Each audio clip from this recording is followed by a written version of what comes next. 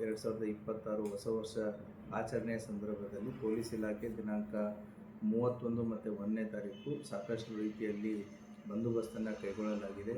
ಈಗಾಗಲೇ ಮೇಜರ್ ಸ್ಪಾಟ್ಸ್ಗಳು ಯಾವುದಾದಿದೆ ಅಂದರೆ ಸಾರ್ವಜನಿಕರು ಹೋಗಿ ಬರುವಂಥ ಪ್ಲೇಸ್ಗಳು ಯಾವುದಾದಿದೆ ಅದನ್ನು ಐಡೆಂಟಿಫೈ ಮಾಡಲಾಗಿದೆ. ಅಲ್ಲಿ ಕೂಡ ಸೂಕ್ತ ಪೊಲೀಸ್ ಬಂದೋಬಸ್ತನ್ನು ಮಾಡಲಾಗಿದೆ.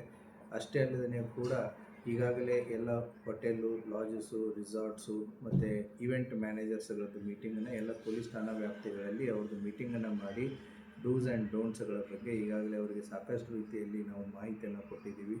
CCTV ಇನ್ಸ್ಟಾಲೇಷನ್ ಆಗಿರ್ಬೋದು, ಮತ್ತು ಪರ್ಸ್ನಲ್ ಸೆಕ್ಯೂರಿಟೀಸ್ ಗಾರ್ಡ್ಸ್ಗಳನ್ನ ಕೂಡ ಅವರು ಡಿಪ್ಲಾಯ್ಮೆಂಟ್ ಮಾಡ್ಕೋಬೇಕಾಗುತ್ತೆ. ಮತ್ತು ಯಾವುದೇ ರೀತಿಯಾದಂಥ ಇವೆಂಟನ್ನು ಮಾಡಬೇಕಾದ್ರೆ ಮುನ್ನೆಚ್ಚರಿಕೆಯಾಗಿ ಪೊಲೀಸ್ ಇಲಾಖೆಯ ಪರ್ಮಿಷನ್ನು ಮತ್ತು ಇನ್ನಿತರ ಇಲಾಖೆಗಳ ಪರ್ಮಿಷನ್ನ ಅವರು ಕಂಪಲ್ಸರಿಯಾಗಿ ತೊಗೋಬೇಕಾಗುತ್ತೆ.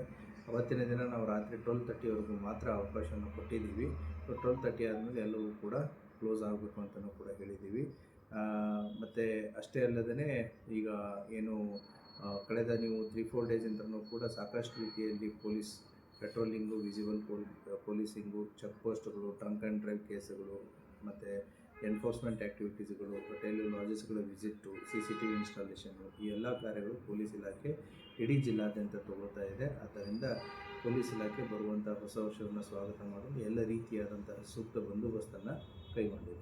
ಸರ್, ಯಾರು ಪರ್ಮಿಷನ್ ಕೇಳಿದ್ದಾರೆ ಹೋಟೆಲ್ಸ್, ರೆಸಾರ್ಟ್ ಹೋಟೆಲ್ ಯಾರು ಅಪ್ಲೈ ಮಾಡಿದ್ದಾರೆ? ಕೆಲವೊಂದಿಷ್ಟು ಜನ ಆ ಅಪ್ಲಿಕೇಶನ್ಸ್ಗಳು ಪ್ರೊಸೆಸ್ಸಲ್ಲಿವೆ. ಅವರು ಬೇಕಾಗಿರುವಂತಹ ಎಲ್ಲ ಪರ್ಮಿಟ್ಸ್ಗಳನ್ನು, ಎಲ್ಲ ಸೂಕ್ತ ಸೌಕರ್ಯಗಳನ್ನು ಅವರು ಮಾಡ್ಕೊಂಡಿದ್ರು ಅಂತಂತಂದರೆ then will give permission as per